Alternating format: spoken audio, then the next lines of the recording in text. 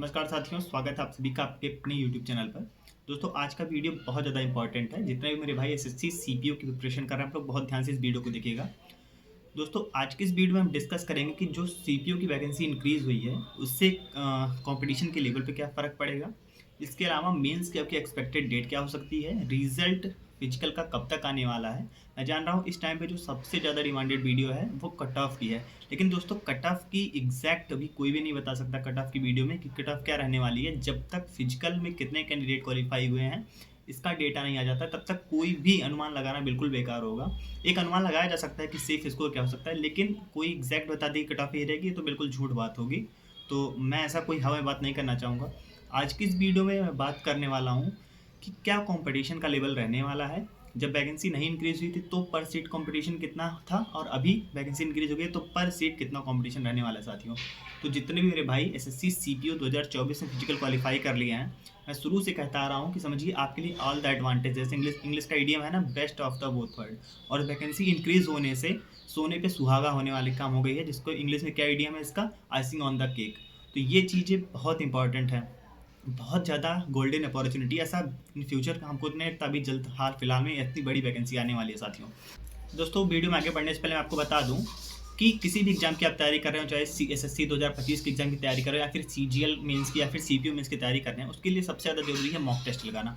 Mock test के लिए जो सबसे रिलायबल सोर्स है वो है टेस्ट बुक। किसी को बताने की जरूरत नहीं है, टेस्ट बुक के बारे में आप सभी जानते हैं। सबसे ज़्यादा ऑथेंटिक और एग्जाम से रिलेटेड क्वेश्चन उसके बनते हैं। एज इट इज़ जो एग्जाम में क्वेश्चन आते हैं वही आपको टेक्स्ट बुक में मिलते हैं। तो जिन मेरे भाइयों ने अभी तक टेक्स्ट बुक का पास नहीं लिया है या फिर पास प्रो नहीं खरीदा है, या फिर जिनका लिया हो और एक्सपायर हो चुका हो, तो अगर आप लोग पास खरीदना चाहते हैं तो टेक्स्ट बुक पे भारी सेल चल रही है। ऐसी सेल इन फ्यूचर मुझे नहीं लगता कि दोबारा आने वाली है। तो आप लोग मेरा कूपन कोड आनंद अगर यूज़ करते हैं तो आपको इंस्टेंट 12% का डिस्काउंट मिलेगा। 499 में ये छूट आई है और दोबारा नहीं आने वाले साथियों। तो अगर आप लोग अपनी बेहतरीन तैयारी करना चाहते हैं, अपने weak areas strong areas competition का लेवल जज करना चाहते हैं, क्योंकि पढ़ना ही इंपॉर्टेंट नहीं है, पढ़ने के साथ साथ खुद को जज भी करना है कि मैं कितने पानी में हूँ, क्या मेरा कंपटीशन का लेवल चल रहा है। अगर आप मेंस की प्रिपरेशन करें तो जरूरी नहीं आप सीपीओ मेंस के मॉक टेस्ट लगाएं, आप CGL mains, CHSL mains, CPO mains, इसके अलावा स्टेनोग्राफर, सारे मॉक टेस्ट आप वहाँ अटेम्प्ट कर सकते हैं। चैप्टर वाइज, सेक्शनल वाइज, जो भी आप चाहें वहाँ अटेम्प्ट कर सकते हैं। तो इतनी बड़ी छूट, धमाकेदार छूट कभी नहीं आने वाली है। आप लोग अवेल करिए इस अपॉर्चुनिटी को। मेरा कूपन कोड आनंद यूज़ करिए, आपको इंस्टेंट वहाँ पे 12% का डिस्काउंट मिलेगा और आप लोग जरूर पास परचेज। सबसे पहले मैं बात करता हूँ कि जो वैकेंसी इंक्रीज हुई है उससे कॉम्पिटिशन के लेवल पे क्या फ़र्क पड़ा है साथियों। दोस्तों, सबसे पहले मैं बात करता हूं कि ओवरऑल जो वैकेंसी आई थी सीपीओ 2024 में, वो आई थी 4187 पोस्ट, यानी कि लगभग 4200 के करीब वैकेंसी थी साथियों। और मैं शुरू से कहता आ रहा हूं कि फिजिकल में जो कैंडिडेट क्वालिफाई होंगे वो लगभग 20 से 25 हज़ार के बीच में क्वालिफाई होने वाले हैं। यानी जो प्रीलिम्स क्वालिफाई करते हैं उसका लगभग 25 से 30% के करीब बच्चे फिजिकल क्वालिफाई करते हैं। तो इसके हिसाब से देखा जाए तो 20 से 25 हज़ार कैंडिडेट फिजिकल क्वालिफाई करेंगे। अब ये 20,000 भी हो सकते हैं, 22,000 भी हो सकते हैं और 25,000 भी हो सकते हैं। इसी के बीच में आपका रेंज रहेगा फिजिकल क्वालिफाई करने वालों का। इससे कम बिल्कुल आप मत सोचिए कि फिजिकल क्वालिफाई करेंगे, क्योंकि टाइम भी ज़्यादा मिला है और प्रिपरेशन भी कहीं ना कहीं बच्चों ने कर रखी थी, मेरे साथियों ने। तो फिजिकल क्वालिफाई 20 से 25 हज़ार के बीच में कैंडिडेट करेंगे साथियों। अगर ये वैकेंसी 42,000 के करीब, 4200 के करीब होती साथियों, अभी जब बढ़ के 5308 हो गई है, वैकेंसी ना इंक्रीज हुई होती, तो अगर 25,000 कैंडिडेट क्वालिफाई करते फिजिकल, तो एक सीट पे लगभग 6 बच्चों का कंपटीशन होता है। यानी एक सीट पे 6 बच्चे फाइट करते मेंस के एग्जाम में। और अगर 20,000 बच्चे फिजिकल क्वालिफाई करते तो एक सीट पे 5 बच्चे मेंस में कंपटीशन रहता है, एक सीट पर 5 बच्चों का। तो साथियों, ये था जब वैकेंसी इंक्रीज नहीं हुई थी। लेकिन जब वैकेंसी इंक्रीज होकर 5308 हो गई है, तो अगर उसके हिसाब से देखा जाए तो जो 84,000 कैंडिडेट ने प्री क्वालिफाई किया है साथियों, ये कहीं ना कहीं 15.5 से 16 गुना के बीच आ रहा है जो प्री क्वालिफाई किए हैं, अगर वैकेंसी अकॉर्डिंग देखा जाए। जबकि अगर वही जो पहले देखा जा रहा था 4187 पोस्ट के अकॉर्डिंग, तो लगभग 20 गुना कैंडिडेट ने प्री का एग्जाम क्वालिफाई किया था, जो हर साल से देखा जाए तो बहुत ज़्यादा था इस बार। और एसएससी हमेशा लगभग 15-16 गुना कैंडिडेट को टियर 1 के लिए क्वालिफाई करती है सीपीओ में, क्योंकि फिजिकल का हिंड्रेंस होता है इसमें।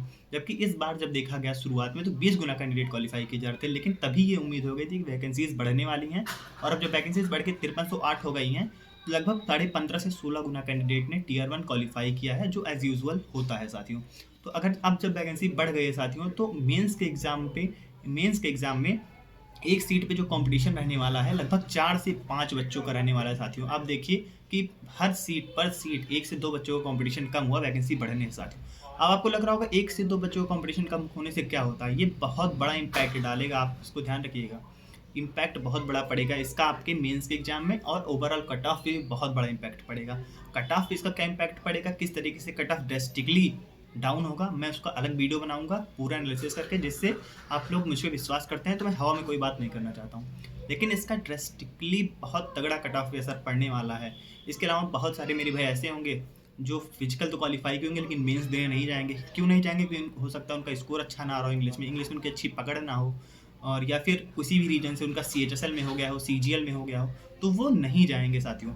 बहुत सारे मेरे भाई ये कमेंट कर रहे थे कि भैया अगर CGL या CHSL का प्रोसेस पूरा CPO के उससे पहले कंप्लीट हो जाता है, मेडिकल से पहले, तो इसका क्या असर पड़ेगा। बहुत बड़ा असर पड़ता है। बहुत सारे मेरे भाई टॉप स्कोरर होंगे जिन्होंने फिजिकल भी क्वालिफाई किया होगा, मेंस में भी अच्छा स्कोर वो करेंगे, लेकिन अगर CGL या CHSL में उनका कहीं हो जाता है और अगर वो नहीं जाते हैं तो इससे कट ऑफ पे बहुत तगड़ा असर पड़ेगा। कट ऑफ ऑटोमेटिक डाउन आएगी साथियों, और वैसे भी वैकेंसी बढ़ने से कट ऑफ पे बहुत तगड़ा असर पड़ने वाला है। मैं बताऊंगा इसको आपको अगले वीडियो में साथियों। अब सबसे बड़ा जो हिंड्रेंस है अभी कट ऑफ की वीडियो ना बनाने का, वो है फिजिकल क्वालिफाई कैंडिडेट का डेटा। दोस्तों फिजिकल कितने कैंडिडेट ने क्वालिफाई किया है, कैटेगरी वाइज इसकी एक रिजल्ट आती है जिसमें बताया जाता है कि कितने कैंडिडेट फिजिकल क्वालिफाई किए हैं साथियों। और यूजुअली ये डेटा जो है फिजिकल जिस दिन ख़त्म होता है, लास्ट डेट जो होता है फिजिकल का, उससे 1 महीने के बाद आ जाता है उसका डेटा साथियों। तो अगर लास्ट ईयर देखा जाए या फिर उसके पहले, तो 1 महीने के बाद आ गया था। तो इस बार जो फिजिकल की लास्ट डेट थी वो था 11 नवंबर। 11 नवंबर को फिजिकल खत्म हुआ CPO का। तो अगर उस हिसाब से देखा जाए तो 15 से 20 दिसंबर के बीच में रिजल्ट आपका फिजिकल का आ जाएगा। उसमें कैटेगरी वाइज आपको पता चल जाएगा कितने कैंडिडेट फिजिकल क्वालिफाई किए हैं, और उसी के हिसाब से ये पता चलेगा कि कैटेगरी वाइज पर सीट कितना कंपटीशन है मेंस के एग्जाम में साथियों, तभी एग्जैक्ट डेटा सामने आएगा। तो 15 तारीख 20 तारीख तक आप वेट कीजिए और आसानी से सारी चीज़ें क्लियर हो जाएंगी, क्योंकि ओवरऑल कंपटीशन आपका मतलब नहीं, आप जिस कैटेगरी में आते हैं उस कैटेगरी में कितना कंपटीशन है, मतलब इस चीज़ से है साथियों। तो कट ऑफ सारी चीज़ें तभी आपको क्लियर होंगी, और आपका जो फिजिकल का रिजल्ट है वो 15 दिसंबर तक आ जाने वाला है। अब मैं बात करता हूँ क्या मेंस का एक्सपेक्टेड डेट हो सकता है मेंस के एग्जाम का साथियों। बहुत सारी चीज़ें दिमाग में चल रही हैं कि इस तरह पहले CPO का एग्जाम हुआ और अभी तक इसकी मेंस की डेट नहीं आई साथियों। देखो मैं पहले वीडियो में मैं आपको बता चुका था कि CPO की वैकेंसी बढ़ने वाली है। इसके सबसे पहले वैकेंसी बढ़ने की नोटिस आएगी, फिर इसके फिजिकल का रिजल्ट आएगा, और तभी कोई जो है मेंस की एक्सपेक्टेड डेट आपके सामने आने वाली है मेंस के एग्जाम की। और वही चीज़ें हुई, वैकेंसी इंक्रीज़ की नोटिस आ गई, अब फिजिकल की आपके जितना क्वालिफाई किए होंगे उनका रिजल्ट आएगा, उसके बाद ही आपके मेंस की एग्ज़ाम की डेट आएगी। मैं जो चीज़ें कहता हूँ विथ ऑथेंटिसिटी, जेन्युइन चीज़ें ही बताता हूँ, आप लोग उस पर विश्वास करें या ना करें, लेकिन बाद में वो चीज़ें सही होती हैं। मैंने यही चीज़ें कही थी और वही चीज़ें अब हो रही हैं।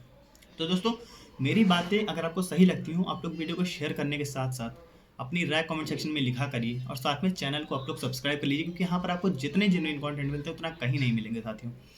तो ये चीज़ें रही। अब मैं बताता हूँ कि आपकी मेंस का एग्जाम डेट क्या हो सकता है मेरे अकॉर्डिंग। देखिए अभी दिसंबर का महीना चल रहा है, इसमें TCS ही रेलवे का एग्जाम कराने में बिजी है। अभी आप देखें ALP, इसके अलावा आपके जो RPF SI, ये सब सारी चीज़ एग्जाम हो रही हैं। बहुत सारे मेरे भाई करेंगे, इससे कोई मतलब नहीं है। TCS अगर चाहे तो दिसंबर के महीने में एग्ज़ाम करवा सकती है CPO मेंस का, एक ही दिन में होना है, बिल्कुल नहीं होगा, एकदम नहीं होगा। मैं कह रहा हूँ, सीरीज खारिज कर रहा हूँ, दिसंबर के महीने में CPO मेंस का एग्ज़ाम होगा ही नहीं। जनवरी के महीने में 18 जनवरी से आपके CGL मेंस के एग्ज़ाम स्टार्ट हो रहे हैं। उसके बाद 10 दिन का टाइम स्लॉट खाली बच रहा है जनवरी में, लास्ट 10 दिन खाली बच रहे हैं। फिर 4 फरवरी से आपके GD के एग्ज़ाम स्टार्ट हो जा रहे हैं साथियों। तो दिसंबर के बाद 18 जनवरी तक इधर खाली है TCS के पास स्लॉट, उसके बाद उधर 10 दिन जनवरी में खाली पड़ रहा है, फिर फरवरी में आपकी GD का एग्ज़ाम स्टार्ट हो जाएगा। तो जनवरी के महीने में बहुत ज़्यादा चांसेस हैं कि आपके CPO मेंस के एग्ज़ाम हो जाए। अब ये भी हो सकता है कि CGL से पहले भी CPO मेंस का एग्ज़ाम हो जाए, और CGL के बाद भी हो सकता है। वो कैसे हो सकता है, जितना जल्दी आपके CPO के जो फिजिकल क्वालिफाइड कैंडिडेट हैं उनका डेटा, जितना जल्दी उनका रिजल्ट अनाउंस होगा, उसके बाद तुरंत उस सभी का एडमिट कार्ड इशू किया जाएगा, सेंटर से अलॉट किए जाएंगे, तुरंत एग्जाम हो जाएगा। अगर ये चीज़ें फास्ट प्रोसेस तो होती हैं, बहुत तेज़ी से होती हैं, तो CGL के एग्ज़ाम से पहले भी आपके जो है CPO के एग्ज़ाम हो सकते हैं। अगर इसमें थोड़ा भी डिले होता है तो CGL के एग्ज़ाम के बाद होगा, लेकिन जनवरी के मंथ में हर हाल में आपके मेंस का एग्ज़ाम हो जाना, आपको इसको ध्यान में रख के चलना है। और ये बात ही मेरे नोट कर लीजिए साथियों। इसके अलावा मैं आपको बता देता हूँ कि मेरा टेलीग्राम चैनल है जिसपे 1200 प्लस लगभग 1300 के करीब कैंडिडेट जुड़े हुए हैं, जहाँ पर मैं आपको सबसे पहले कोई भी अपडेट आती है वहाँ पर आपको देता हूँ। कोई इंपॉर्टेंट PDF होती है मैं आपसे वहाँ शेयर करता हूँ। आप लोग दोस्तों उस पर जुड़ जाइए। अगर सबसे फास्टेस्ट अपडेट चाहते हैं, जेन्युइन इन्फॉर्मेशन चाहते हैं, तो टेलीग्राम चैनल का लिंक आपको डिस्क्रिप्शन कमेंट बॉक्स में मिलेगा, आप लोग उस पर जुड़ जाइए। वहाँ पर मैं सारी PDF, सारी इंपॉर्टेंट अपडेट्स आपको देता रहता हूँ, जिससे आपको बहुत ज़्यादा फायदा होने वाला है। तो वहाँ पर आप लोग जुड़ जाइए। इसके अलावा चैनल को सब्सक्राइब कर लीजिए, आपको बहुत ज़्यादा फ़ायदा होने वाला है साथियों। क्योंकि यहाँ पर आपको जेन्युइन अपडेट और जेन्युइन कंटेंट मिलते हैं, इससे आपको बहुत ज़्यादा फायदा होगा। तो आप लोग चैनल को सब्सक्राइब कर लीजिए। वीडियो के बारे में अपनी राय हमें ज़रूर लिखिएगा कि आपको इस वीडियो से हेल्प हुई या फिर नहीं। तो फिर मिलता है कि नई वीडियो में, तब तक के लिए जय हिंद।